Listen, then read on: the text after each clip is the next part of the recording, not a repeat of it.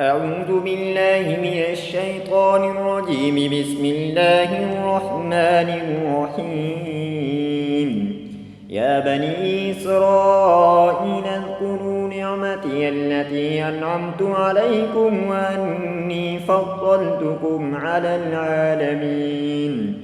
واتقوا يوما لا تجزي نفس عن نفس شيئا ولا يقبل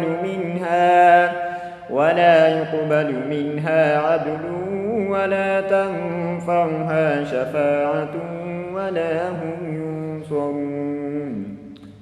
وإذ ابتلى إبراهيم ربه بكلمات فأتمهن قال إني جاعلك للناس إماما قال ومن ذريتي قال لا ينال عهد الظالمين. وإذ جعلنا البيت مثابة للناس وأمنا واتخذوا من مقام إبراهيم مصلى وعهدنا إلى إبراهيم وإسماعيل أن طهر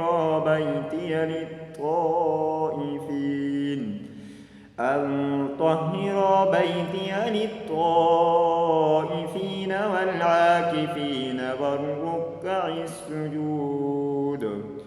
وإذ قال إبراهيم رب اجعل هذا بلدا آمنا وارزق أهله من الثمرات من آمن منهم بالله واليوم الآخر قال ومن كفر فأمتعه قليلا ثم أضطره إلى عذاب النار وبئس المصير.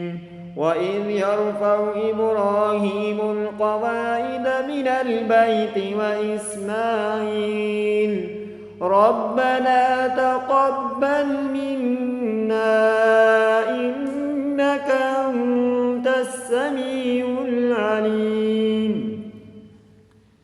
ربنا واجعلنا مسلمين لك ومن ذريتنا أمة مسلمة لك وارنا مناسكنا وتب علينا إنك أنت التواب الرحيم.